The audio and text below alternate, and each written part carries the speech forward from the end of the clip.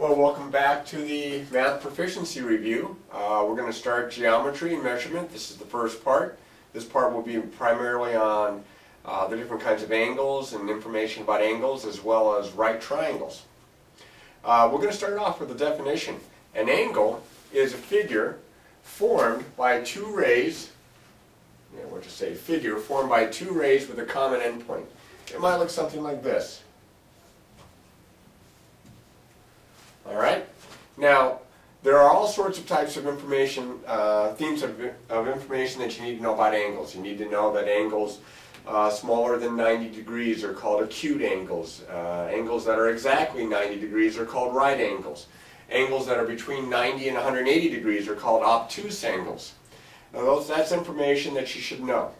But some more key information that has to do with angles has to do with certain pairs of angles. And we'll start by talking about complementary angles and supplementary angles.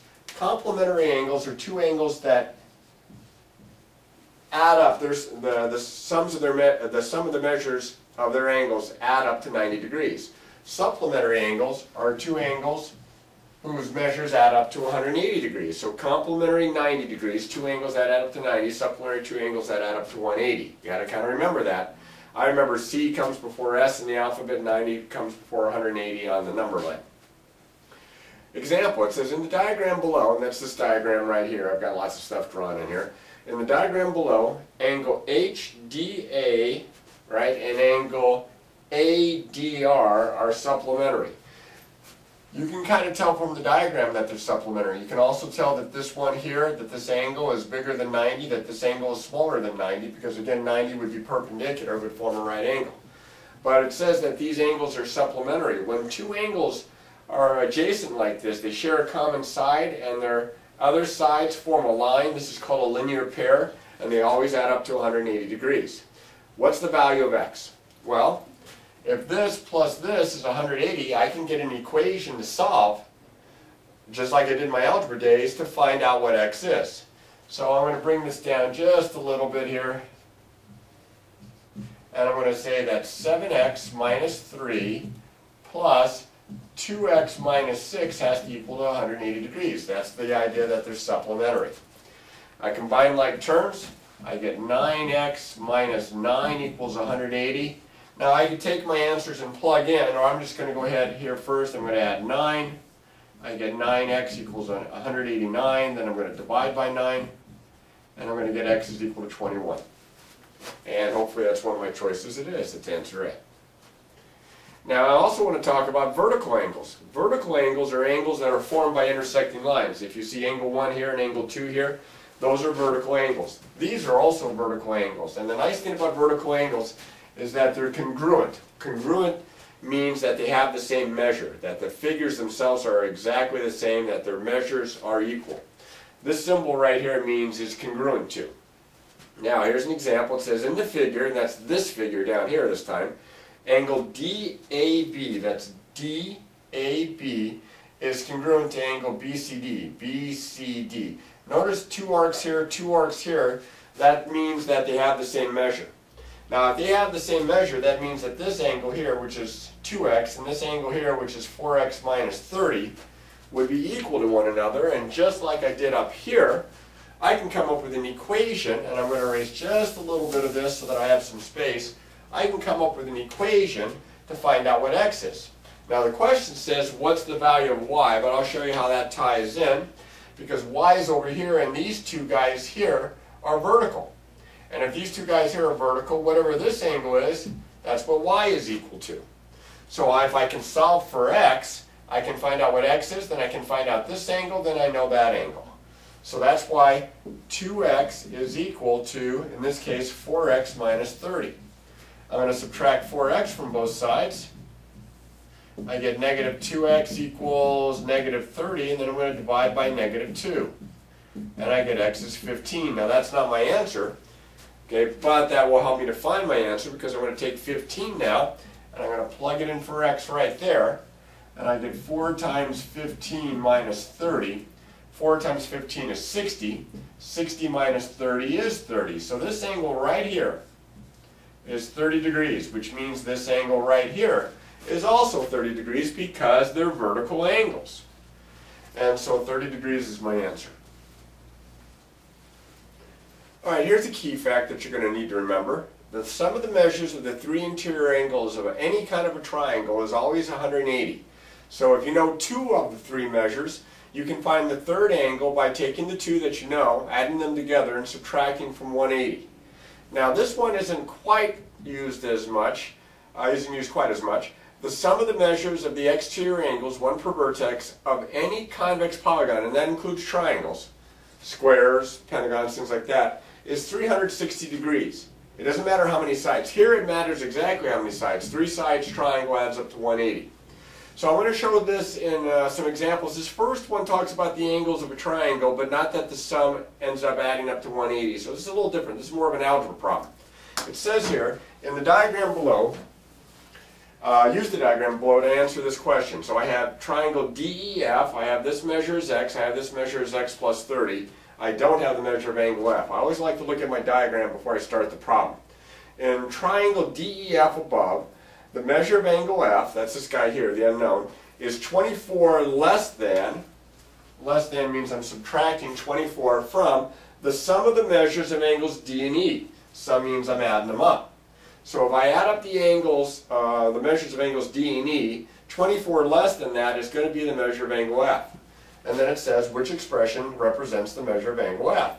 Well, if I add angle D and angle E together, and then it's 24 less than that, means I subtract 24, this should be the measure of angle F. Well, x and x, that's 2x. Combining like terms, plus 30 minus 24 is plus 6. So the measure of angle F, the little m means the measure of angle F, it should be 2x plus 6. Hopefully that's one of my choices. It is. It's answer C. Now this one does use the fact that the sum of the measures of the three interior angles is always going to add up to 180. In this case, to find x, that's this little angle right here. I have two triangles. They overlap. Actually, three triangles if you count the little guy here. And I know that these two angles right here are both 60. Well, that means if I add those together and subtract from 180, that this angle right here would have to be also 60 degrees. This is an equilateral triangle. All three angles are the same size. All three sides are the same size. 60 plus 60 is 120. Subtract that from 180, and I get that this angle right here is 60 degrees. Now this little symbol here means that this is a 90-degree angle or a right angle, and this is 65 degrees. So looking at this triangle here, this right triangle, these two add up to 155, and if I subtract 155 from 180, I'll get that this angle right here is 25 degrees. That's this angle right here. So this one is 25 and this one is 60 here. Now, I'm going to ignore all this stuff, and I'm going to look just at the smaller triangle here. I know two of the angles, they add up to 85. To find the measure of angle x, I subtract 85, and I'm going to get 95. And 95 should be the measure of my angle. And that's one of my choices, answer B. Okay, in the figure below, triangle ABG. ABG, this symbol again means it's congruent to triangle BCH is congruent to triangle GB. Alright, so what I have to do here is I have to figure out what's the measure of angle GBH. That'd be GBH. That'd be this angle right here. That's the one I'm looking for. Well, this is where, again, we use the idea that if we have triangles, the sum of their measures is always 180 degrees, and also we have three triangles here, and we have congruency, which helps me a little bit because by the way the letters are written down, it tells me which angles correspond, because corresponding angles of congruent triangles are going to be congruent themselves. So like angle A, that's the first letter mentioned here, and angle B for this triangle, that'd be this angle right here, these are going to both be 61 degrees. Okay? And notice here that angle C in this triangle, BCH, matches up with letter B here, on triangle ABC, so that means if this is 54, then this is 54. Well, I've got two choices. I can find the measure of this angle using the fact that all three of these have to add up to 180, or I can find this angle here, and that'll match up with this angle right here. These two would be the same. Either way, I'm going to add these two together, or these two together, same two numbers. That would be 115, and I'm going to subtract from 180. And I'm going to get 65 degrees. So this is 65 degrees, which means this is 65 degrees, which means this is 65 degrees. But we only wanted to know this angle right here, and that is, did I add them right? All of a sudden my number doesn't match up here. 61, 115, 65 degrees. Is that a 4? No, that's a 5. 65 degrees. There it is. It's answer D. I knew it was there the whole time. Alright, now, special pairs of angles formed by two parallel lines cut by a transversal. If you have two lines that are parallel, in my diagram here, that's supposed to be these two lines, M and N. When it says that it's cut by a transversal, it means there's another line that intersects those. And you can see we have 8 angles formed, and I've numbered them. We've got this little angle here, this one here, and all the way down I have 8 angles. Certain pairs of angles that match up here have names because they're either supplementary or they're congruent. The first one I'm going to mention are alternate interior angles. Alternate means they're on different sides of the transversal, and interior means they're in between the two parallel lines. So like angle 3 and angle 6 would be alternate interiors. Angles 4 and 5 would be alternate interior angles. And alternate interior angles, if the lines are parallel, that means that they're congruent, and vice versa. If they're congruent, that means the lines are parallel. So I know that angle 3 is congruent to angle 6, and angle 4 is congruent to angle 5 if those lines are parallel. Also, if those lines are parallel, we want to talk about corresponding angles here. Corresponding angles mean they're on the same side of the transversal, but one's kind of in between and one's not in between. For example, if I look on this side and I take angle 5 that's in between the two angles, the one that matches up with it is angle 1. 1 and 5 are corresponding angles. They're both above the parallel lines, and they're both to the left of the transversal there. Similarly, angles 3 and 7 are corresponding angles. They're both to the same side of the transversal, and they're both below the parallel lines. So 1 and 5 are corresponding, 3 and 7 are corresponding. On the other side, 2 and 6, 4 and 8. Those pairs of angles, angle 2 and angle 6, are corresponding angles. Angles 4 and angle 8 are corresponding angles. Now again, if the lines are parallel, corresponding angles are congruent. So I know the measure of angle 1, I know the measure of angle 5. Because they're congruent, they would have the same measure. Same side interiors, just what the name would indicate. They're in between the parallel lines, but they're on the same side of the transversal. That would be like 3 and 5 or like 4 and 6. They're not congruent, they're supplementary. That means they add up to 180. So if I know the measure of angle 3, I can find the measure of angle 5 by doing 180 minus the measure of angle 3. They're supplementary. So these are going to be congruent. I'll put a C here for congruent. I'll put a C here for congruent. But these are going to be congruent, not complementary. Right? But these are going to be supplementary. Now the alternate exterior angles, they happen to be on different sides of the transversal, but they're both on the outside, not in between the parallel lines, kind of outside the parallel lines. Like angles 1 and 8 or 2 and 7, and they're also congruent. So if I have parallel lines, I have all sorts of special pairs of angles. Now if the lines aren't parallel, I still have these names, but I don't have this relationship that they're congruent. Now the very first example I'm going to do is actually kind of working backward. It says if the figure below, lines M and N are intersected by this transversal here, line T. Which statement must be true? Well, look at it. They don't even look parallel the way I've drawn them, but this angle here and this angle here are both measured at X, which means they're congruent. They have the same measure. These are alternate interiors. If I have alternate interior angles that are congruent, the lines must be parallel. So what are my choices? X is 45. I don't know if X is 45. It might be. X is 90. I don't know if X is 90. It could be, but it doesn't have to be true.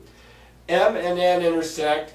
M and N are parallel. It's got to be one of these two right here. Well, as I mentioned, if these two lines here are cut by a transversal and the alternate interior angles that are formed are congruent, These two lines must be parallel, so it's got to be answer D. The next problem, it says in the diagram below, line PF, that's this one right here, and line MH, that's this one right here, are parallel lines and they're intersected by the transversal EK right here. It says, what is the measure of angle GJH? GJH. That's this angle. Well, it's the same exact measure as this angle right here because they're alternate interior angles. But I don't know the measure of this angle. I do know that these two angles form a linear pair, and therefore they have a sum of 180. These two angles that have measures that are given are going to add up to 180. So that's what I'm going to do. I'm going to write 4x plus 10, and I'm going to add to that x plus 40, and I'm going to set that equal to 180. I didn't give myself very much space to do this. I combine like terms. I may have to put it down below here. This is 5x plus 50 is equal to 180. Subtract 50 from both sides. I get 5x is equal to 130. I divide both sides by 5.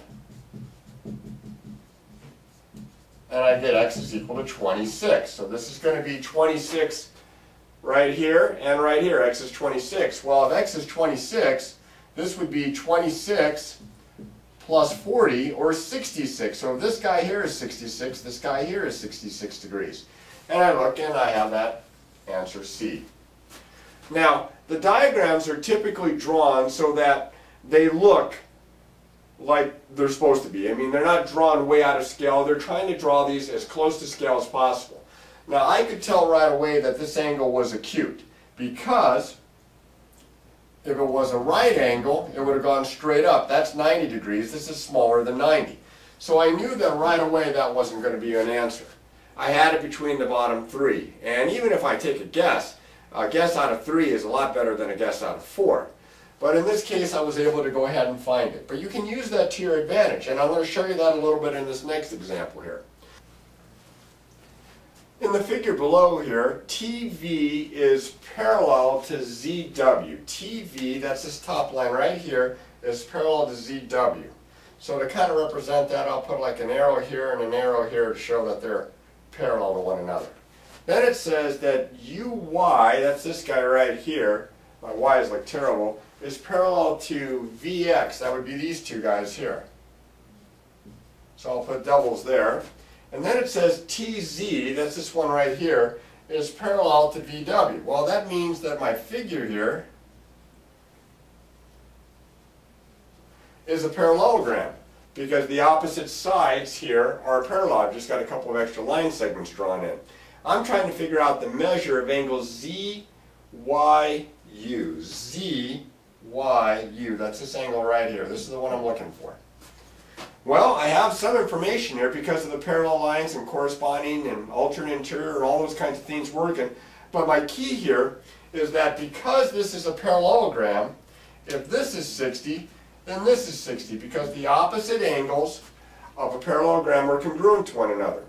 Now, as it turns out, this one is 60. This one here we don't know, but they're same side. Remember, these are parallel. This is my transversal. These are same side interior. So they're supplementary. So if this is 60, this is 120, which means this up here is 120. So that means that x plus 2x has to be 120. 3x has to be 120. If I divide by 3, I get x is equal to 40. So this angle right here is 40. And this angle right here is 80. Now I still want to find that. Just by the looks of that angle, it looks like it's an obtuse angle. So I'm pretty sure it's not going to be A, but I'm not sure which of those other ones it could be. I'm guessing it's probably either B or C just by the looks of it, but I don't know for sure. Here we go. We've got to do a little bit more. Now, if this guy here is 40, then this guy here is 40 because these are my parallel lines cut by my transversal, and these are corresponding angles.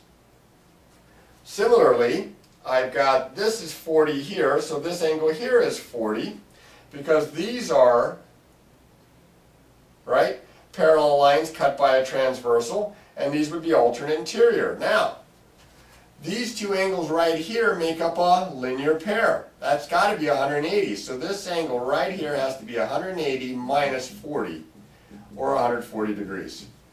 Okay, I was wrong. I thought it was going to be C when I originally looked at this problem. The answer is D, 140 degrees. Now, with these problems, with these angles and these special pairs of angles and the three angles of a triangle add up to 180, you're going to need to make sure that you go to www.succeedinmath.com, practice these types of problems before you take the test, because the practice is going to make you better. But remembering these key facts, taking notes on these key examples are going to help you. And remember, practice, practice, practice.